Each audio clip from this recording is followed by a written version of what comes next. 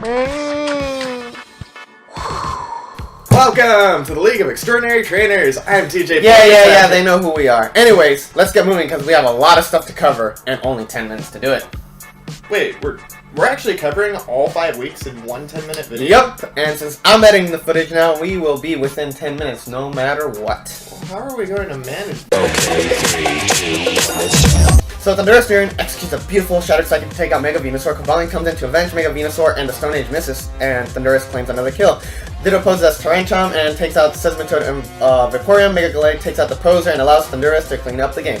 Yeah, so here we have a turn 1 Mega Latios doing massive damage to Rotom Wash before it switches into Volcarona. Turn 2 Mega Latios attacks with the wrong hidden power, which allows Volcarona to set up 2 Quiver Dances, and we really know the story from there. Volcarona was able to take a Power Gem from Nihilago to a KO with Psychic, sweeps the rest of the team. Shattered Psyche thrown in there to claim all of its KOs for the week. Yep, so Quillfish sets up a Sword Stance, and Tornadus is able to take it out with Supersonic, Sky Strike, Rotom Frost, Will-O-Wisp, Mega Swampert on swap, and takes down with a combination of Hidden Power and Blizzard. Kyurem gets behind a sub and sets up 2 Hone Claws to sweep, and if Suicune's Skull would have been hotter, maybe this could have been prevented. Maybe. So here, the first half of the match is just getting the hazard set up and a bunch of mons getting poisoned. Muddy picks up the first KO with Hippowdon's Earthquake on Dreading, and he gets a Fire Fang off of the Scizor, but not before Scizor defogs, so the hazard's out of the way. Primarina kits up. What am I saying? Yeah. It gets 2 KOs with a Sub-Zero Slammer on Bulu. Alomomola gets a beautiful Mirror Coat on it, and Latios cleans up the game for the Green-based Dacus.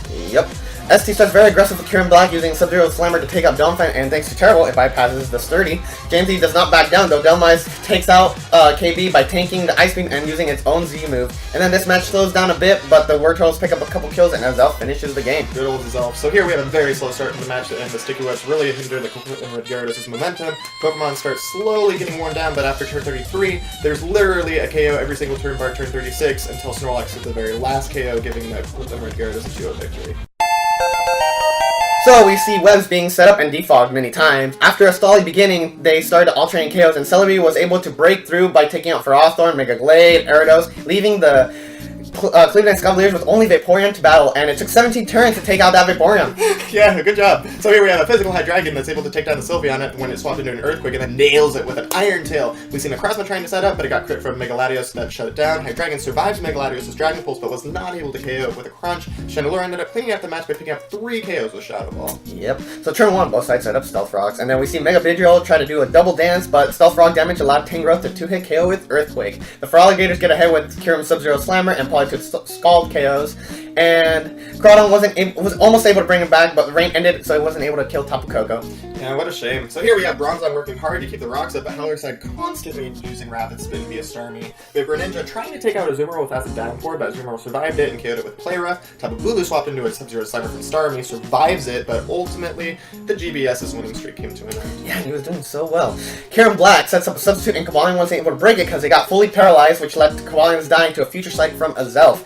Mew breaks the KB sub, but gets KO'd by Sub-Zero Slammer. Ditto swaps into a Freeze Shock from KB to get KO'd, and Azelf cleans up the game on Mega Venusaur. Yeah, slacking. So here we have an unfortunately storm miss that led to Serpier's downfall. Melting Spoke allows it to survive Haxorus's +1 Dragon's Claw and uses its Seismic Toss to get things in Ice Shard Rain from Mamoswine. Mega Charizard sets up his Dragon Dances. Uxie Mementos, Landorus's Intimidate allows Landorus to tank the Flare Blitz, KO it, and Earthquake, and win. Why did I say poor Jamesy? Jamesy wasn't even in that match. Meloetta was able to take out Hippowdon to give the Mount Vernon Mythicals a head start. Greninja comes in to avenge it. We see Rotom Wash defog hazards instead of attacking Greninja, which cost Mount Vernon Mythicals the Clefable and Uxie. Good job. Scarf Latios wins the game for Muddy. Yeah, so here we have both sides trying to get up the upper hand as they both get their rocks up and defog them away. We have the Florida Feraligators taking out Ditto, and then Cobalion taking the lead. Later, we have Galvantula summoning Thunder for 3 KOs, and Tapu Koko shuts down Galvantula, but Mew takes up Tapu Koko for 1-0 Victini's victory. Yep. Yeah. Rosary tanks Celebi's Psychic, which allows it to set up 1 layer of T-Spikes.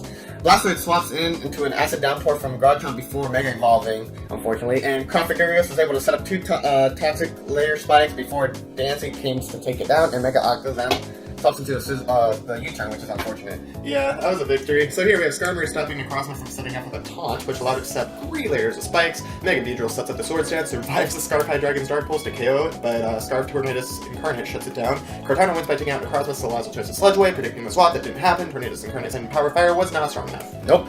The Mew Saints take an early lead with Neoligo, using Continental Crush on Rotom. We see Miltank Curse and Miltank as a Rock Grenade Liquidation, and Miltank gets to +4 attack and defense, and Miltank just tanks all the hits, recovers, and it sweeps. That was interesting. So here we have Scolipede setting up 2 layers of Toxic Spikes before Ferrothorn Gyro Balls it to death. We see Ferrothorn setting up for Spikes, the rocks get up on both sides, Seismic KO's Marowak, which dies to the poison from the Toxic Spikes. Ultimately, Scarf Kyurem Head Smash spam Tyrantrum, it just spammed it, and it won the, the Escavaliers. They won!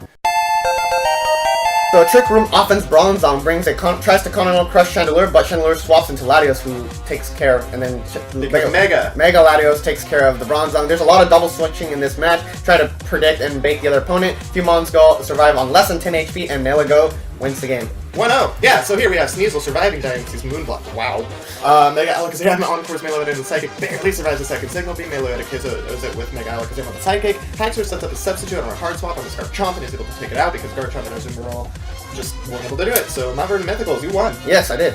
Mamoswine knocked off the Celebi's Life Orb for massive damage, but Giga Drain recovers most of it, and Mamos survives on 4 HP. Mega Charger takes 23 turns to break through Cofagrigus. Lots of roosting, pain splitting, dragon dancing, hazing, recovery, but Ruppy was able to pick up 2 more kills. Hitmonlee cleaned up. So yes. Here, Togekiss dodges Mega Venusaur's Sleep Powder, which led to Mega Venusaur's downfall. Blastoise roars things into Stealth Rocks. Galvantula gets the Bug Buzz KO on Suicune through its substitute, takes out Hydreigon. Necrozma avenges them, but Mew sets up with Nasty Plot, finishes the match. Yeah, good job, Mew.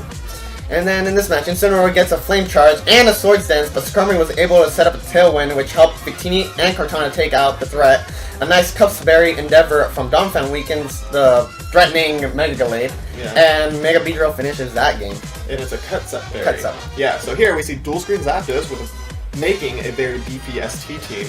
We have Kyurem Black using Sub-Zero Slammer to KO the Metagross, and Eco's Armaldo returns the favor with Continental Crush. We have Mega Diancie surviving Mega Swamper's Waterfall in the rain, and Shaman dies to the Healing Wisp to recover Diancie's health, but it was in vain. Yeah, sadly it was in vain. So, with Gligar's Eviolite gone, Garchomp was able to KO with a Hydro Vortex. Weavile tries to return the favor with an all-out pummeling, but Garchomp swaps into a Escavalier, who got KO'd instead. And then Trick Room, Diancie gets a defense boost from Diamond Storm and sweeps. It got 5 KOs. It got a lot of defense boosts, too. So here we have Bronzong setting up the Stealth Rocks and then explodes, but Mega Charizard X gets 2 Dragon Dances in, and then Charizard continues to Dragon Dance and Roost in front of an Alola Momoa to just kind of let it set up. Gets +6 attack, +6 speed, and just cleans up. And with Dragon Claw. Yeah. 6-0 victory. Primarina and Clefable exchange Moonblast, but Clefable wins the matchup. And then we have Cofagrigus and Manectric have a showdown too, but Cofagrigus won that one. And then Haxor sets up a Dragon Dance and takes out a couple Mons before Infernape was able to take it down with a Mach Punch. And then Scarflando finishes the game. Yeah, that was interesting. So here we have a Calm Mind subs for Mike this week. No, CM subbed for Mike this week. Yep. Wow, interesting. So we have the Trick Room Victini that puts him on offensive pressure. Cortana sets up Sword Sass, it thinks it Intimidator Canine, it survived, and the Shattered Psychic KOs it. Obno, yeah, sets up a Trick Room Healing Wisp, restores the Burncrodon, in the end, Free Shot throws down Lies, which led to the CM victory. Scolipede ties turn 2, as it sets up 2 layers of Tight Spikes, and they get defogged right after that. Thunderous Incarnate connects a Focus Blast to KO the Kyurem Black, but Philip misses the following one, which Mega Diancie allows to Rock Polish, and Diancie sweeps. Yeah, so here we have turn 1 Scarf Thunderous Theory and KOing Coco with a Sludge Wave. Coco just hasn't done much for Eco this season. Linoon sets up the Belly Drum, but Tornado's holding a Chillin' Berry, tanks the Extreme Speed. Linoon then misses Gunk Shot on Tangrowth, which led to its downfall. After Swampert KO'd Mimikyu, it died to the poison. At the end of the match, it's stalled between Tangrowth and Ferrothorn, and Ferrothorn wins for the Cleveland Escavaliers victory. Oh my Arceus, we did it. So with that out of the way, let's look at the final results for this season. Yep. So, congratulations to the Quillen Red Gyarados, the Florida for Alligators, the Stockholm City Kinglers, the Westport Warfurls, the Cleveland Cavaliers, and the Mew Saints, who are all moving into the playoffs. Sorry, buddy. You're 1 slot away. Yeah, I'm used to it. On the side note, Team Valor dominated the interdivision standings, so that's cool. Yeah, and Kyurem Black of the Westport Warfurls got the most KOs of any other Mon this season, so, good job. Our founder would like to remind everyone to vote for the superlative awards for this season, as the bragging rights associated with those awards are immeasurable. Sure, let's go with that. Any last thoughts before we go to semifinals, CJ? Can I nominate Spencer Superior as one of the unluckiest Mons I have ever seen in the history of this league? I don't think I've ever seen so many 90% accurate moves missing 1 season from 1 Pokemon. Pretty sure James got more 10% status infliction, crits, and misses than any other coach this season, though. Actually, yeah. I think the universe is trying to tell us something. Oh my gosh, Jamesy, you need to draw superior next season. Oh god.